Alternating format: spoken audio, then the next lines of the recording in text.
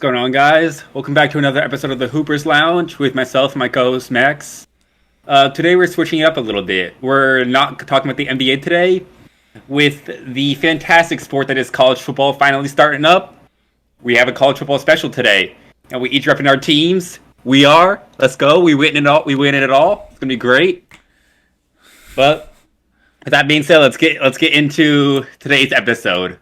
The big news that has been going around college football this summer has been conference realignment and the dissolvement of the Pac-12. It started off really with Oklahoma and Texas leaving the Big 12 for the SEC, and then after that, the Pac-12 had just destroyed itself. USC, UCLA, Oregon, Washington going to the Big 10.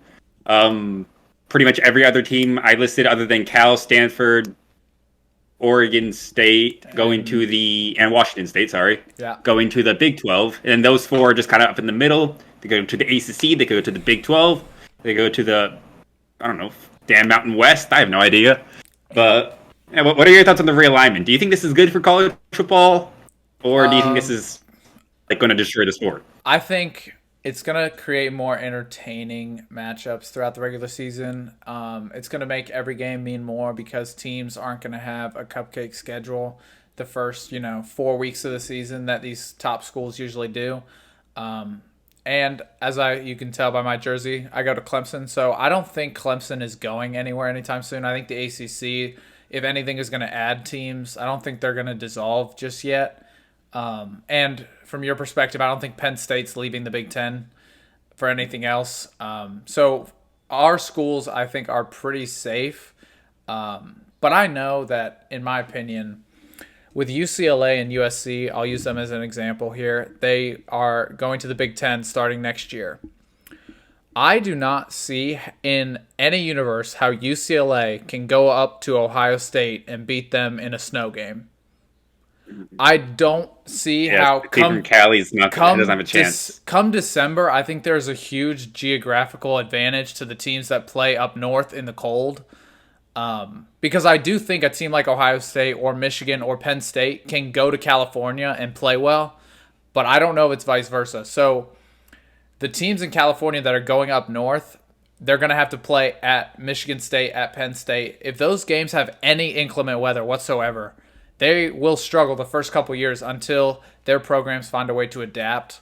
I get it's more money, it's more TV, and that's, what college football is all about is revenue. That's what the world runs off, money. So I understand why they're doing it, but I think these California teams will struggle to compete with the Big Ten teams the first couple of years, especially later in the season when it's colder. I think that's something that people aren't talking about enough.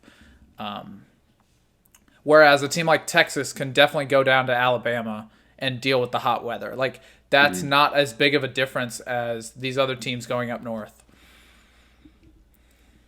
And we showed we can play in California. Reigning Rose Bowl champions. That's what we like to see. Let's go.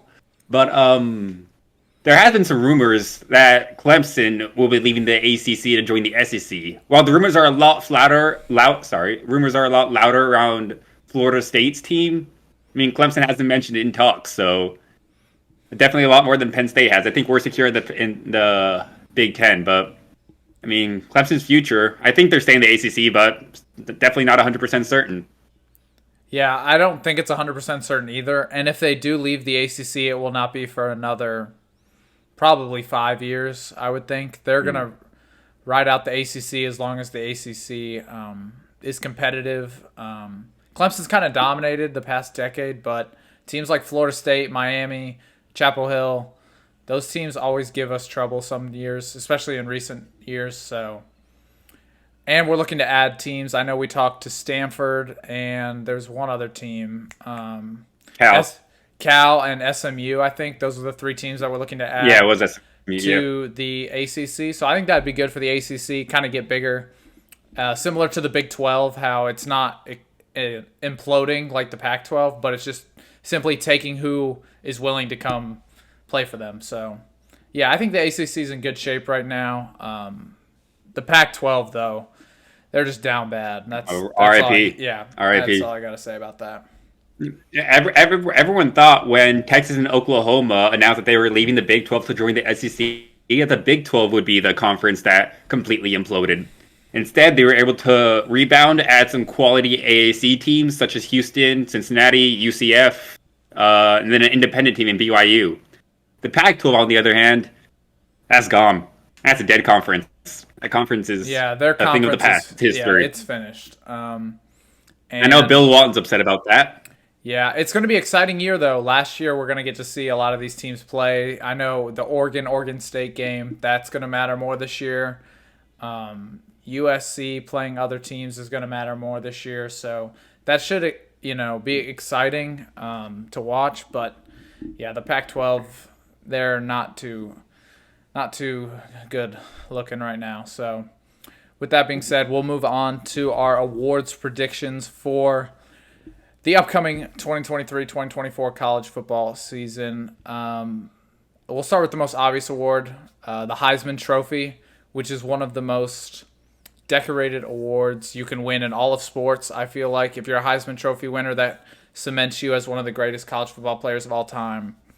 And since myself being a college student and a college football fan, I think it's pretty obvious who the front runner is this year, and that would be Caleb Williams. Mm-hmm. So my question to you is, who do you think has the best chance to win the Heisman other than Caleb Williams? Other than Caleb, so in a lot of the major conferences, there's a lot of unproven quarterbacks. We have Alabama starting a new quarterback, Georgia starting a new quarterback, Ohio State starting a new quarterback. So I'm thinking it has to be an experienced quarterback, like a 4th or 5th year senior. And I think the best experienced quarterback is Michael Penix Jr., quarterback from Washington. He put up great numbers last year after he transferred from Indiana, and Washington lost a couple of close games, but hey, if those bounce Washington's way, Michael Penix could have very well been a front runner for the Heisman. And the new coach they hired, Kalen DeVore, completely changed the Huskies around. They were a 4-8, 5-7 team, and DeVore turned them into a New Year's Six bowl team. So another year of the same QB head coach tandem. I think Penix, with the experience he has, the athleticism he has, I think he is the best contender to Caleb Williams. Yeah, I think that's a good answer. I wasn't even thinking of him, but somebody who has experience, second year with the head coach. Washington, I think they're ranked pretty good this year coming into the season. I'm not exactly sure where they fall. Do you know? I think they're right outside the top 10. I don't know for sure. I think 12 or 13. They definitely have a chance to win the Pac-12 this year with the star power that they have that you mentioned. I'm going to go with somebody who, in my opinion, is the best player in college football this year, and that is Ohio State's number 1 wide receiver, Marvin Harrison Jr. That kid absolutely destroyed Georgia in the college football playoff game last year. And he destroyed us too. It was brutal to watch. I know all the Ohio State fans, including my family, know that if he stayed healthy, they probably find a way to win that game last year if he didn't get knocked out in the third quarter. But that's besides the point. I think he's going to have a spectacular season, and it doesn't really matter who's throwing in the football. He's the best receiver in college football. I think he might be the best player in college football this season, and he is going to be a top 5 pick in the NFL draft this year, and he's going to show out this year.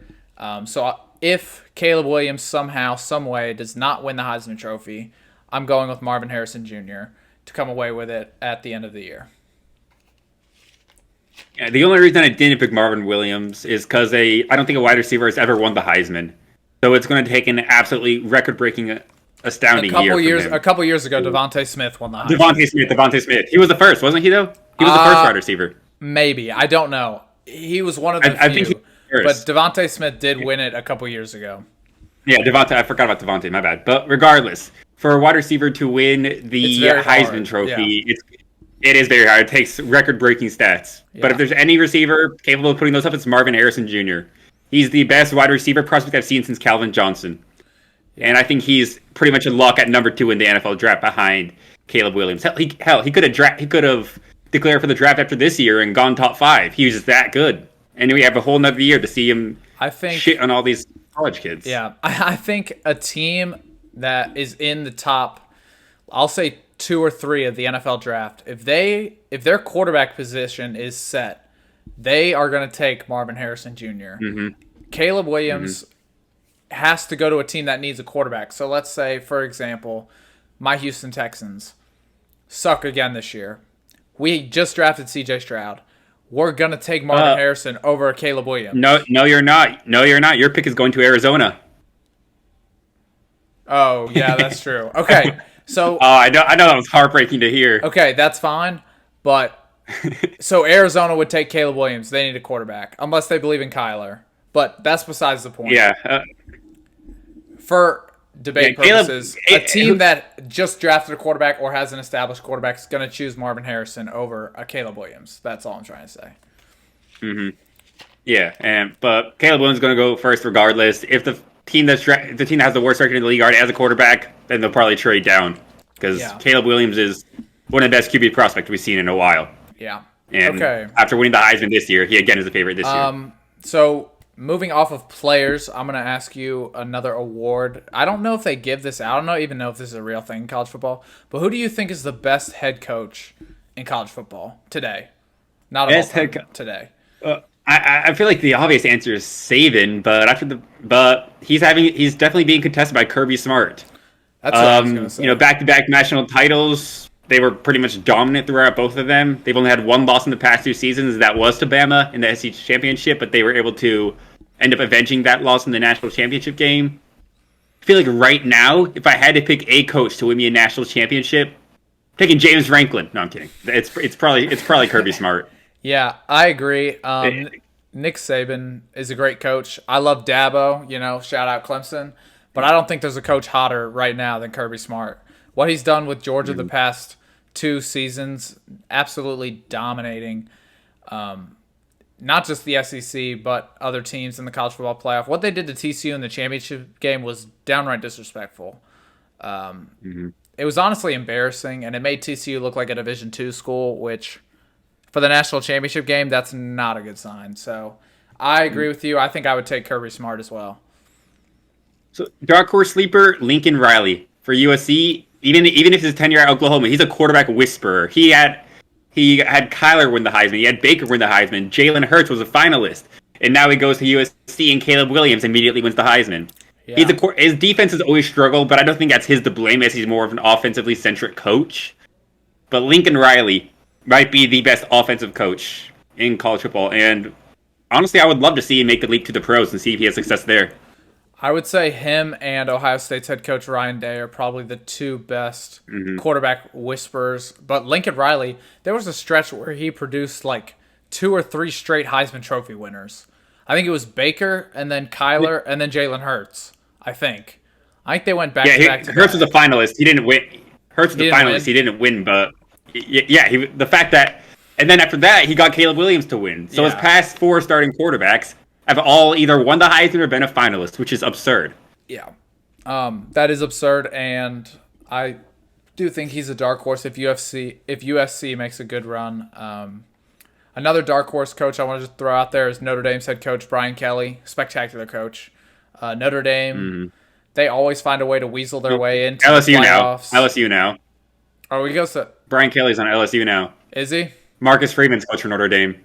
That's why he specializes in the NBA, guys. That's right. Well, Marcus Freeman's a great coach, but Brian Kelly is also a great coach, so I'll throw him out there. Brian Kelly is a much better coach than Freeman is. He turned LSU around. After that opening day loss to Florida State, he turned their season around and got them to the SEC championship game, which is huge as a first-year coach in the vaunted SEC.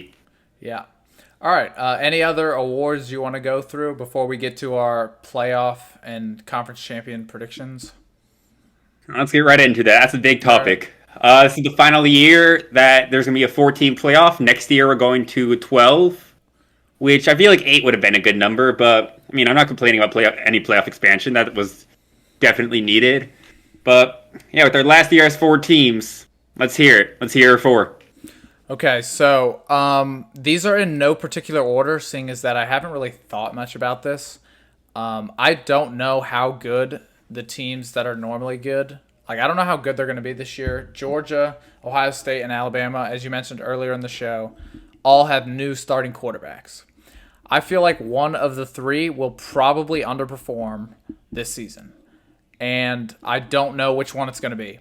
So, with that being said, I think LSU has a star quarterback in Jaden Daniels, and I'm going to slot them into the college football playoff this year. Not sure Wow. where.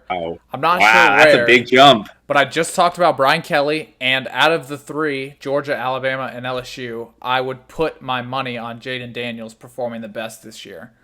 So if I had to guess, LSU probably sneaks into the 4 slot at the end of the year. Just my prediction. I'm going with Ohio State. I know I just talked that they don't have a good quarterback, but I also just raved about Marvin Harrison Jr. for 5 minutes. So I'm going with Ohio State to win the Big Ten and get in the college football playoff.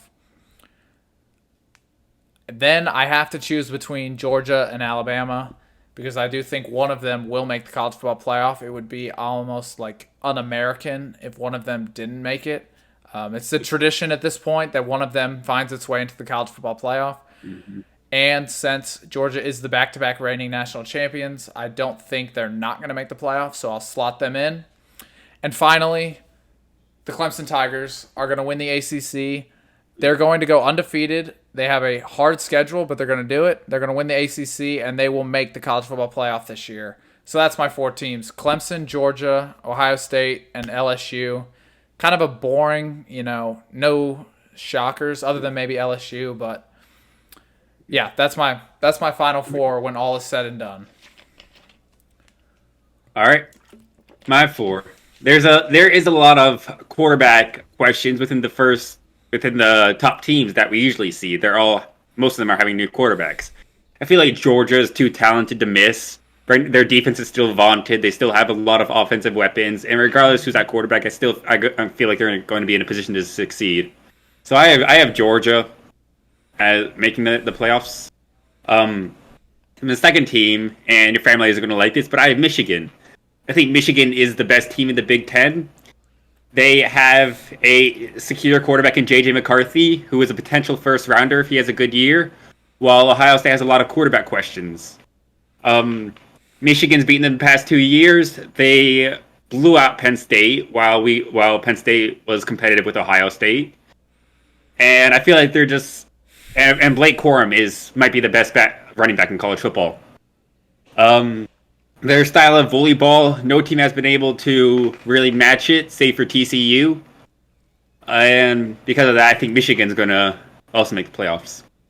A third team, this might come as a bit of a shock, but I'm very high on Michael Penix Jr., I'm very high on Kalen DeBoer, and I think Washington is going to win the Pac-12, go undefeated, and make the playoff and make the college football playoffs. Wow. I think they have a much better defense than USC's defense, and in their head-to-head matchup, that is going to be the reason that Washington wins. I feel like they have more talent than Oregon does. I would take Michael Penix over Bo Nix. I would take Penix over DJ Uiagalelei, and I'm sure you can attest to that as a Clemson fan. We don't mention his name here. We don't mention his name here. Yeah. UCLA, now that they lost Dorian Thompson-Robinson, also has quarterback questions. So I think it's going to be between Washington and USC. I think a Pac-12 team is making the playoffs this year, and I'm going to put my money on Washington to do so. And my number 4 team, as much as I hate to do this, I think Bama's got it. Yeah, I mean Nick Saban is going to make the playoffs 2 years in a row. See, that's not how Saban rolls. And if that happens, I'm sure all hell is going to break loose next summer. So I fear for the players if they don't make the playoffs. But Saban's Alabama team last year, yeah, they lost 2 games, but those losses came on a overtime 2-point conversion by LSU and a game-winning field goal by Tennessee with no time on the clock. Both their losses were at the very, very last play of the game, 0 on the clock. The ball could have easily bounced Bama's way. They could have easily gone undefeated and made the playoffs. So I think they're Bama, so of course they're going to be vaunted. They have a lot of talent. I think as long as they can figure out their quarterback issue, get adequate play. All they need is like someone to serve an AJ McCarron type role. Just be a game manager, and Bama will make the playoffs. Okay, not a bad list at all. Washington is definitely a long shot, but I love long shots in college football. I think it'd be awesome if they were to win the Pac-12 over USC. I think not a lot of people think that's going to happen, and yeah. I would love to see them very high on Penix. I'm very high on Washington. I would love to see them sneak into the college football playoff. All right. Who are your two biggest dark horses? Teams that aren't really on the radar, but you could see making a run to the college football playoffs. Okay. This is gonna hurt. Actually, not really. I had family that went here, but Notre Dame is a team that is not being talked about a lot to make the playoffs this year, and they upgraded their biggest weakness last year, and that was quarterback. Sam Hartman transferred from Wake Forest. He balled out on Saturday. He is a spectacular quarterback. He just balled out yesterday against Navy, throwing for 4 touchdowns in their season opener for Notre Dame. They are outside the top 10, so therefore I would say they are a dark horse to reach the Final Four.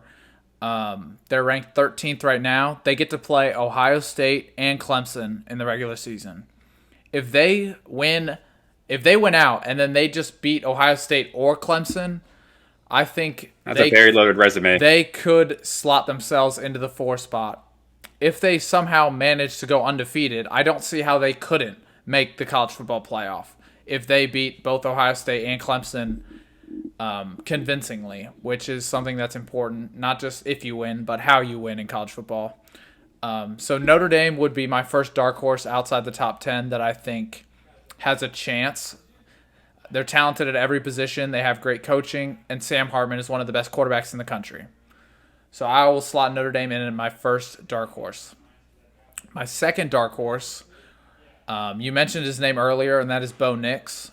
Oregon, I think, has a puncher's chance to make a run at the college football playoff. I think they have a worse chance than Notre Dame, but they play in the Pac-12, which means their schedule won't be as hard as Notre Dame's. Their resume won't be as good, but Bo Nix is a good quarterback. I think he's a really good quarterback in college football. They get to play Washington. They get to play USC. And they might get to play one of those teams twice in the Pac-12 championship game, which could get them over the hump and into the college football playoff. So I think they're more of a dark horse than Notre Dame, but they would be my second long shot to make the college football playoff. My first long shot. I mean, we hear every year that they're going to be back, but I think this is the year. I think Texas, although they're a top 10 team, I don't think a lot of people are talking about them. Quinn Ewers was one of the most highly touted quarterback prospects in history. He was one of only 3 quarterbacks to get a perfect grade on 24/7 Sports, with the others being Vince Young and Archie Manning, who all coincidentally went to Texas. But besides the point, if Quinn Ewers, he was scouted like he was a generational talent. And I feel like any team that has a generational talent at quarterback will always be in talks to make the college football playoffs.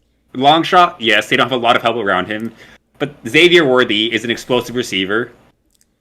And Quinn Ewers and Worthy can pair together very nicely. They can be able to run the table in what looks like a fairly weak Big 12 this year. My second dark horse, I also think a Pac-12 team is another dark horse, but I'm going with a different route than Oregon. I think Utah has a very strong chance to make it. Cam Rising is one of the most underrated quarterbacks in college football. We saw what we could do against Ohio State in the Rose Bowl, and I think if they didn't have to play third-string running back cornerback for that game, and we didn't see Jackson Smith and Jigba go for 300 yards, I think Utah wins that game. Rising is just a gritty team-first player, do whatever it takes to win. Kyle Whittingham, I think that's the name of Utah's coach. He is also a very underrated coach. Consistently makes Utah a winning program. They made it to the Rose Bowl last year, which we don't need to talk too much about what happened. But with Rising coming back for his 5th year, Utah I think has a chance with the great coaching they have and the above average play at quarterback that they're going to receive. They're a very well-rounded team. And if there's going to be another team besides USC and Washington that makes the college football playoffs, I think it's going to be Utah. I don't hate those picks. Those are 2 teams that are definitely talented and have the star power at the necessary positions to make a run at the college football playoff. And they're all long shots. All 4 of those teams we just named, I'd be surprised if one of the 4 of them made the college football playoff. But yeah. All right, so with our predictions out of the way, we're going to head into crunch time. And since this is a special, both myself and Alex are going to be blind ranking college football teams. This, I believe, is not an all-time ranking. This is where we slot them heading Correct. in to the upcoming season. Heading into this season. It is this season's rankings, not all time. It is not So if a college football Nebraska era. is going to be at the bottom. Well, they just got a new coach, but yeah, sure. Okay, would you like to go first? Or you want me to Nebraska's go first? Nebraska. Let me do my ranking first. Okay, all right. I got 10 teams right here. Locked in. Alex is dialed in, apparently. First, a Big Ten team, Northwestern. Northwest. They won a singular game last year against Nebraska. Was the opening game. They came back from like 20 points down to win the first game, and then proceeded to lose every game the rest of the season. With their hazing scandal going on, they're not looking to really get any better. I think there is going to be a worse team than Northwestern on this list, but there's very few teams that are worse than Northwestern in the FBS. So I'm going to slot Northwestern at 9. Okay, starting low. Number 2, one of the 4 remaining teams in the Pac-12, California. Well, there's a reason they're remaining in the Pac-12. It's because they suck and no one wants them. Cal has not had a lot of success in football recently. They had success when Jared Goff was quarterback, but they still lost like 4 games that year. By Cal's standards, I guess winning 8 games is success. I cannot name a single player on Cal's roster. No. And because of that, I'm going to put them at 8. Okay. Number 3, a group of 5 team, I think is what they're called, App State. App State. See, App State's a sleeper team. App State is always good for an upset or two every season. I was at the game last year that they won on a Hail Mary. Phenomenal game. Also, pretty hype game day. It was a great environment. With that being said, I don't know if Chase Bryce is still the quarterback for the team or if he went to the draft. But if he is, they have a very experienced quarterback at their helm. And regardless, App State always is a tough out, it seems. It seems like they always have a decent team. I'm going to put them at 5.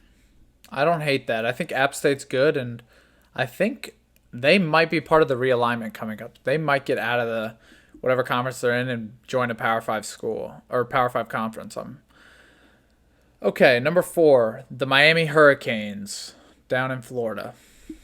See, if this was all time, you could make a case for Miami as number 1. But this is current. Miami came off a very disappointing season. Mario Cristobal's first year at the helm did not go as planned. Van Dyke was supposed to be an NFL prospect heading into the season, but he just sucked, to be honest. I do think Miami's going to bounce back. I think they're going to have a pretty good year, winning 8 to 9 games. At least be competitive in the ACC. I don't think they're going to win, but I think they're going to be competitive. I'm going to put them at 4. I don't hate that. Number 5, Hawaii. Oh, well, from reading, I forgot his name, but it's some guy on ESPN that rates the bottom 10. Spectacular articles, by the way. But Hawaii is on that list. No other team. Northwestern was also on that list. But Northwestern's Power 5 and Hawaii is not. Therefore, Hawaii is at 10. Yep. That's the only correct spot there. I don't think you could justify putting them over 2 Power 5 schools. Number 6, Florida.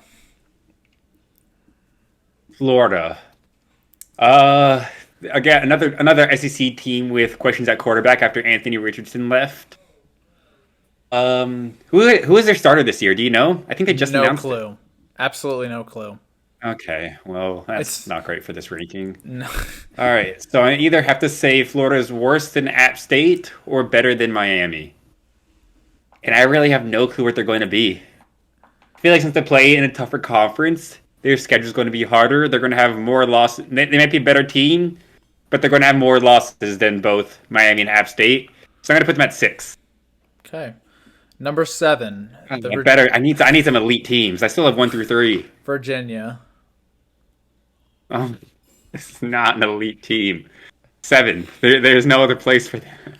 8. Oh, I have 1 through 3 left. This is not good. Arizona. No. These rankings are 3. These rankings are toast. It's done. Number 9.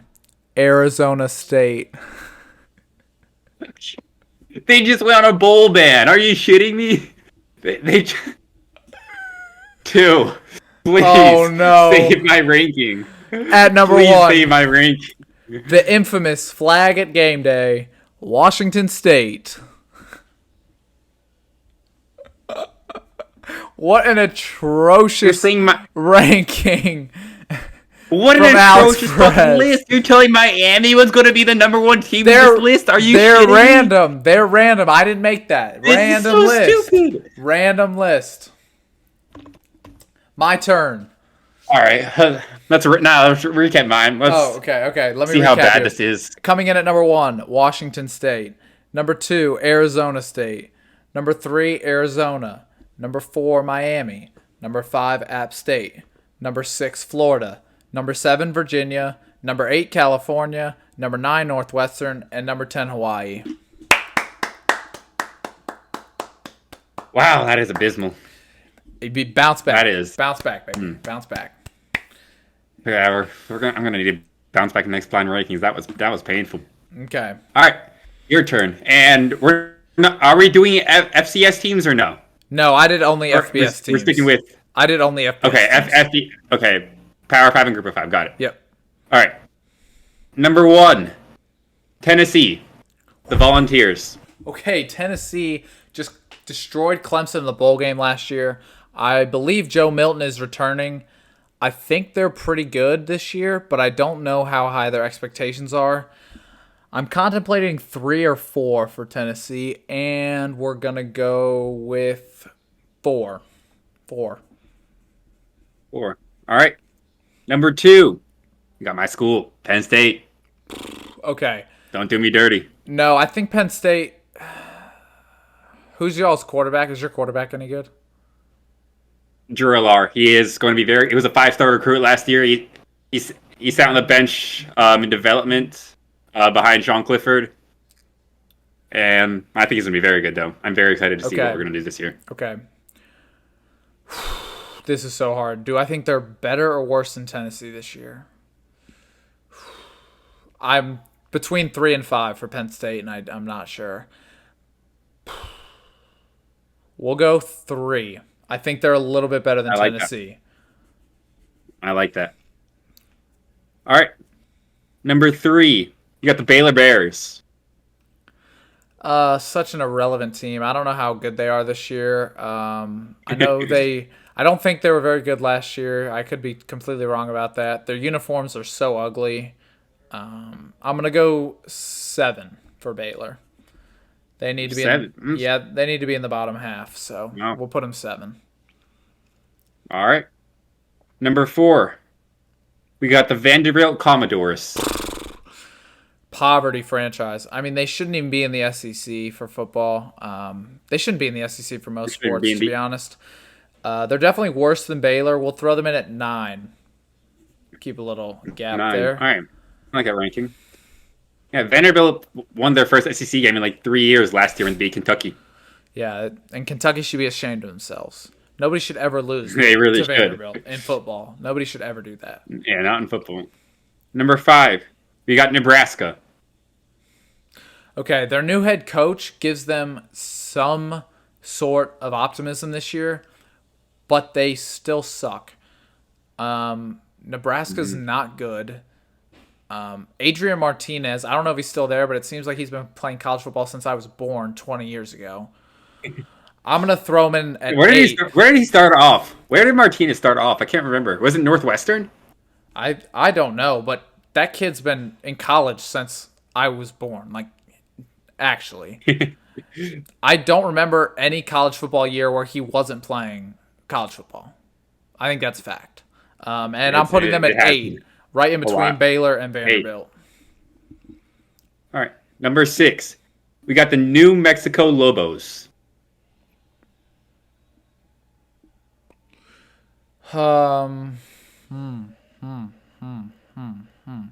you'd like a hint, they are a bottom 10 team on the ESPN articles. No, they're not good. I don't even know why I'm thinking about 10. I don't know why I thought about that for so long. 10.